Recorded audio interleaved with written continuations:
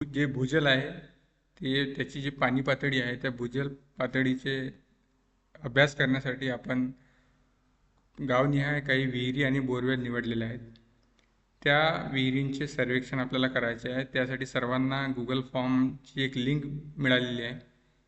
तो फॉर्म कसा भरायचा ते आपण या व्हिडिओमध्ये बघणार आहोत. त्याच्यामध्ये बरेचसे मोजमाप हे मीटरमध्येच आपल्याला करायचे आहेत. त्यामुळे मीटरमध्ये मोजमाप जे आहे आपल्या टेपच्या सहाय्याने ते कसे करायचे ते बऱ्याचपैकी तुम्हाला माहिती आहे. तरी पण आपण एकदा बघून घेऊ. जो मीटरमध्ये आपण जो टेप राहतो मीटर टेप त्याचं रीडिंग कशाप्रमाणे घ्यायचं आहे. त्याच्या एका साईडला फूटमध्ये आपण मोजू शकतो आणि दुसऱ्या साईडला मीटरमध्ये. तर जसं तुम्ही इथं पाहू शकता की हे जे आहे ते फूटमध्ये आपण इथं मोजतो या साईडला. सध्या इथं जसं हे 5 फूट दाखवलेलं आहे. हा सगळा जो आहे तो इंचमध्ये राहतो हा टेप है ना. इथं 1 2 3 12 इंच म्हणजे 1 फूट. तर आपल्याला जो रीडिंग घ्यायची आहे ती मीटरमध्ये घ्यायची आहे. तर त्याची जी दुसरी साईड आहे मीटरमधली जी अशा प्रकारे दिसते, तिथं आपल्याला ते रीडिंग सगळे घ्यायचे आहेत.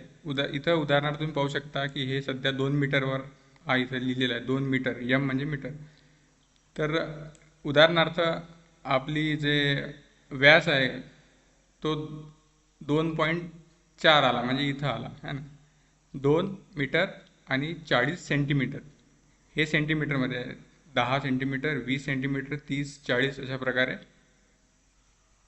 तर 2 मीटर आणि 40 सेंटीमीटर असा जर व्यास आला तर आपल्याला तिथं लिहायचं आहे 2.40. ठीक आहे. तर अशाच प्रकारे 7 आला तर 7.0, 7 मीटर आणि 50 सेंटीमीटर आलं तर 7.50. अशा प्रकारे आपल्याला ते मीटरमध्ये सगळे रीडिंग त्याच्यामध्ये फॉर्ममध्ये भरायचे आहेत. सर्वात आधी जे आहे ते आपल्याला ते गावाचं नाव सिलेक्ट करायचं आहे. तर इथं जे ड्रॉपडाऊन लिस्ट आहे त्याच्यामध्ये तुमचं जे गाव असेल ते निवडायचं आहे. उदाहरणार्थ मी इथं आडखुर्द म्हणून निवडत आहे सध्या. ठीक आहे. तर तिथं उदाहरणार्थ मला जो शेतकरी आहे तिथला त्याचं नाव टाकायचं आहे. तर कुमार भोये म्हणून एक शेतकरी तिथला आहे.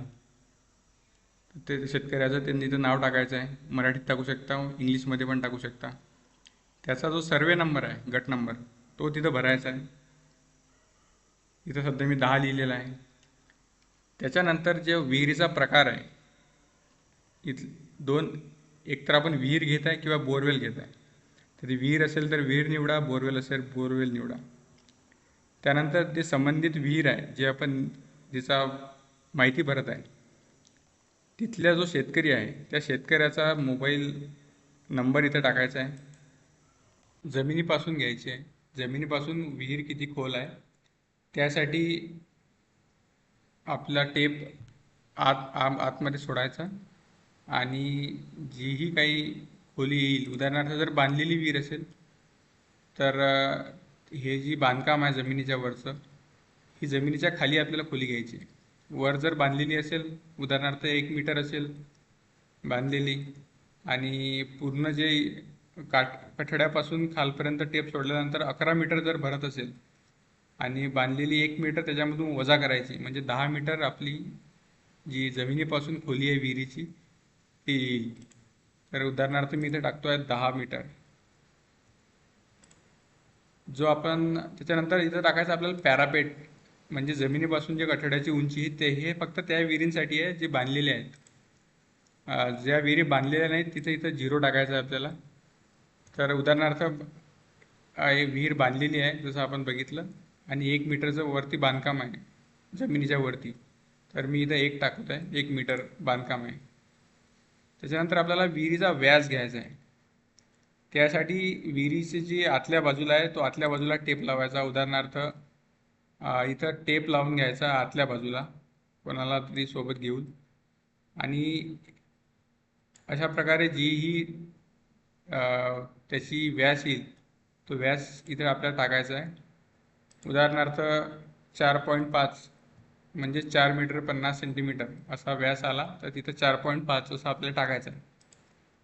त्याच्यानंतर पंपची क्षमता तिथं जर पंप बसवलेला असेल तर तो किती HP चा पंप आहे 1, 3, 5, 7 किंवा याच्या व्यतिरिक्त काही असेल तर ते अदरमध्ये आपण टाकू शकतो.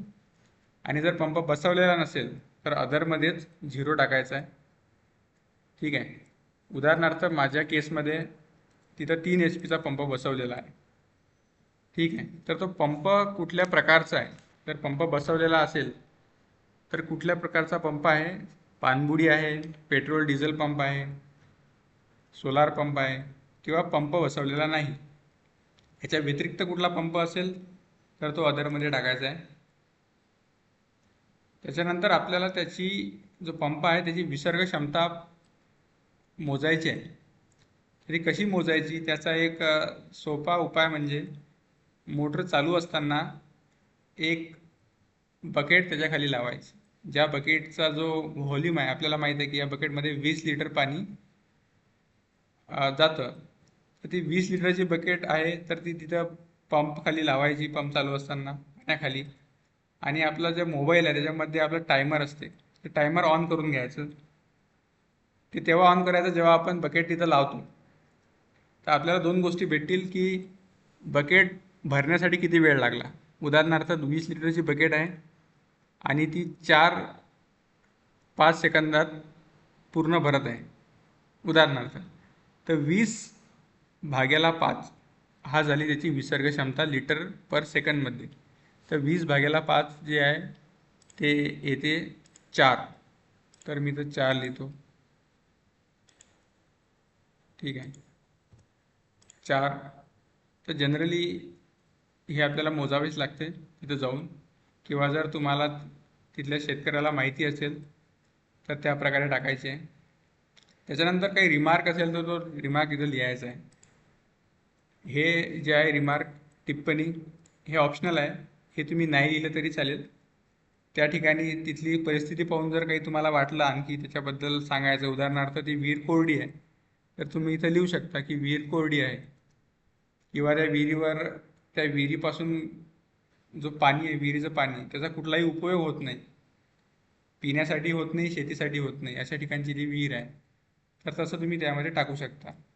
ते ऑप्शनल आहे. त्याच्यानंतर आपल्याला फोटो जो आहे आपल्या विहिरीचा जिओ टॅग केलेला, म्हणजे ज्याच्यामध्ये लॅटलॉंग दिसत आहे असा फोटो इथं अपलोड करायचा आहे. जर हा अपलोड होण्यासाठी काही प्रॉब्लेम येत असेल तर हा अपलोड करू नका, तो तुम्ही व्हॉट्सअपद्वारे पाठवू शकता. अपलोड होत असेल तर नक्की करा. त्याच्यानंतर आपल्याला नेक्स्ट करायचं आहे. नेक्स्ट केल्यानंतर आपला नेक्स्ट फॉर्म ओपन होईल. ते आहे कर्ब डेप्थ, म्हणजे विहिरीच्या बांधणीची जमिनीपासून खोली. जमिनीपासून, तर जी विहीर आहे, उदाहरणार्थ जी बांधलेली विहीर आहे, बांधणी झालेली आहे तिची, त्या जमिनीपासून ती किती खोल आहे ते आपल्याला घ्यायचं आहे. ठीक आहे. उदाहरणार्थ हे अशी एवढी बांधलेली आहे जमिनीपासून. याच्यामध्ये पण हे, कारण तुम्ही रीडिंग वरतून घ्याल कठड्यापासून, तर हे कठड्याची जी उंची आहे जमिनीपासून ती वजा करायची आहे. उदाहरणार्थ माझ्या केसमध्ये 4 मीटर बांधणी केलेली आहे ना कठड्यापासून, आणि 1 मीटरचा कठडा आहे. तर तो मायनस केल्यानंतर 3 मीटर जे जमिनीपासून त्याची बांधणीची खोली येत आहे. तर तशी तिथं 3 मीटर टाकायचं. त्यानंतर कुठल्याही ठिकाणी आपण जर जमिनी खाली बघितलं, जमिनीच्या खाली, तर आपल्याला वेगवेगळे थर दिसतात. वरती माती राहते, त्यानंतर काही ठिकाणी खाली मुरुम राहतो, मुरुमचा पट्टा राहतो, त्याच्यानंतर दगड राहतो.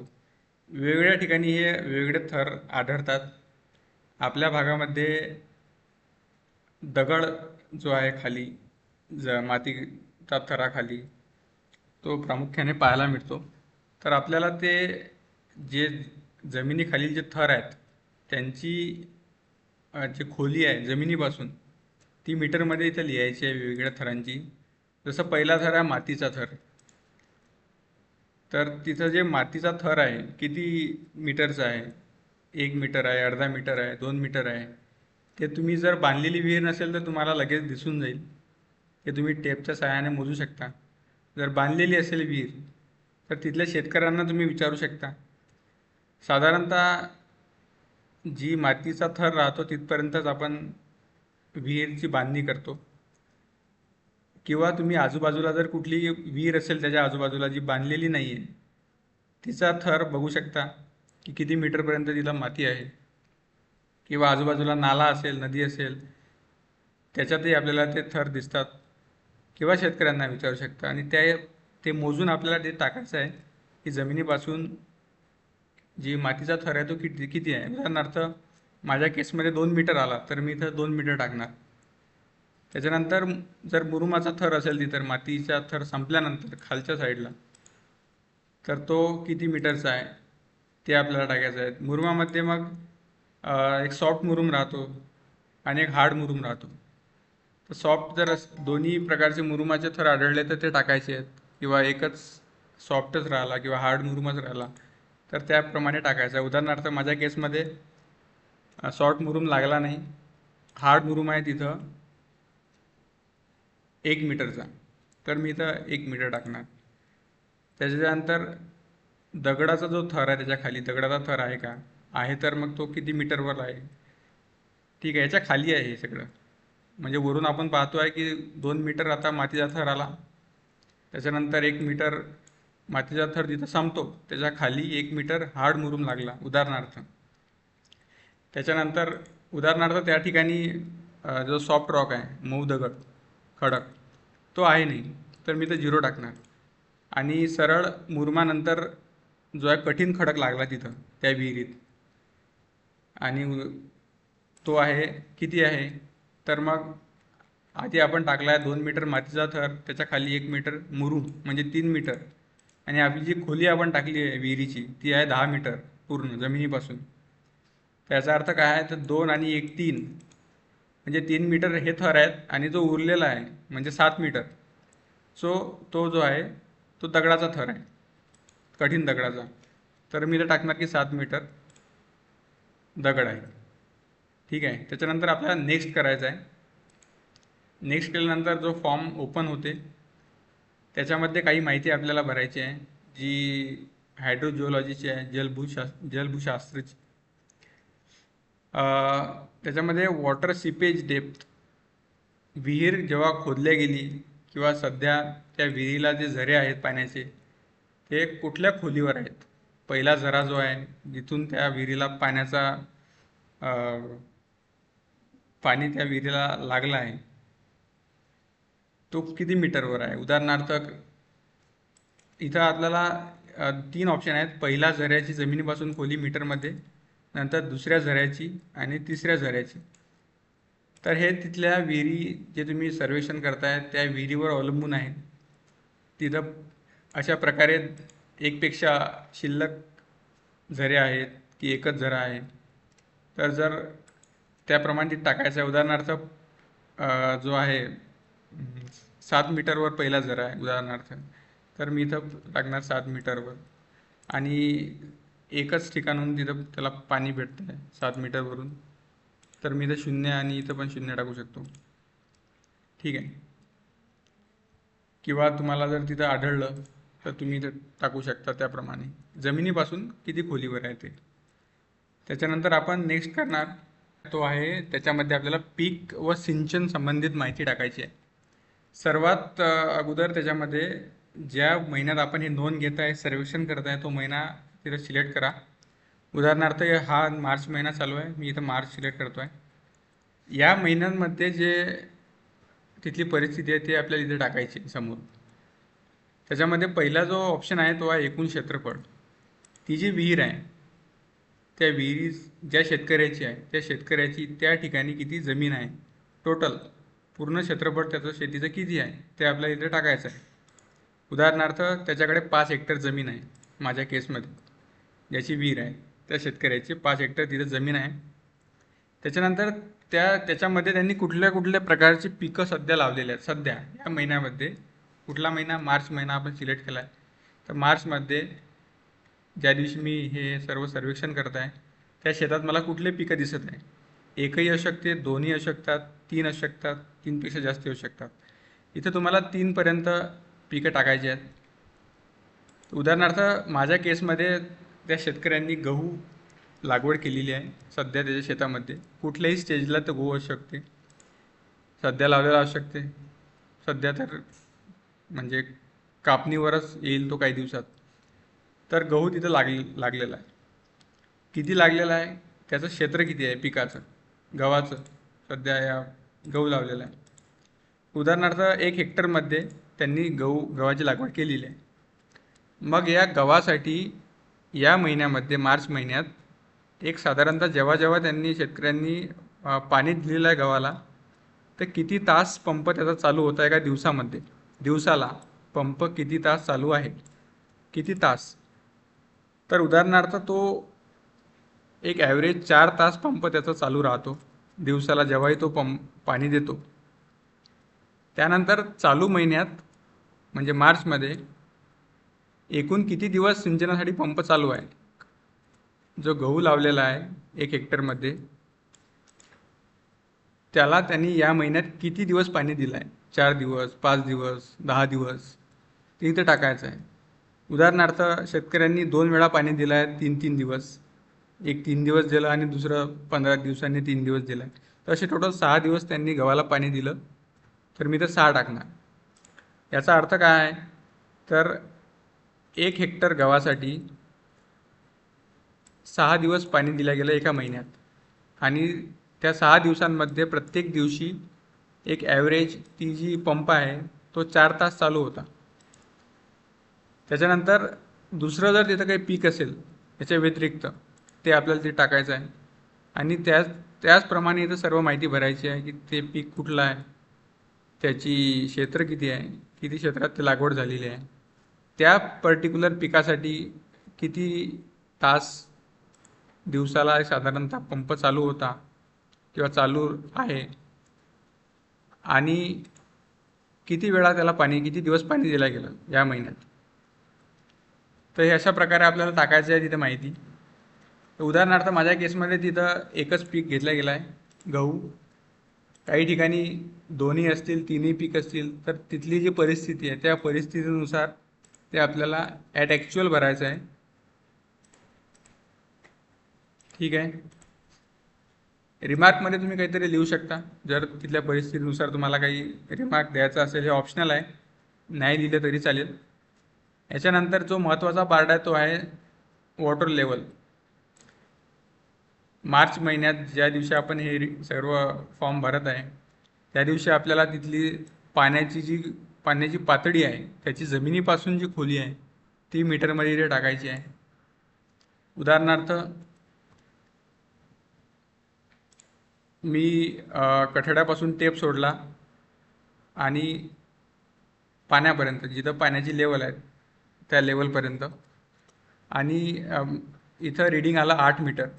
याचा अर्थ काय आहे, तर जमिनीपासून हा 1 मीटरचा कठडा आहे तो वजा केल्यानंतर 7 मीटर जी आहे ती जमिनीपासून खाली पाण्याची पातळी आहे त्या दिवशी, तर ती आपल्याला इथे टाकायची आहे. आणि अशा प्रकारे हे भरून झाल्यानंतर आपल्याला हे फॉर्म इथं हा कंप्लीट होतो एका विहिरीसाठी. त्याच्यानंतर सबमिट बटनावर क्लिक करायचं आहे आणि त्याच्यानंतर हा फॉर्म सबमिट होऊन जाईल. इथं लिहून येईल your response has been recorded. नंतर अशाच प्रकारे आपल्याला बाकी विहिरींसाठी भरायचं आहे. आपल्याकडे 10 विहिरी आहेत, 10 विहिरींसाठी अशा प्रकारे आपल्याला फॉर्म भरायचा आहे आणि त्याची माहिती जी आहे ती सबमिट करायची. धन्यवाद.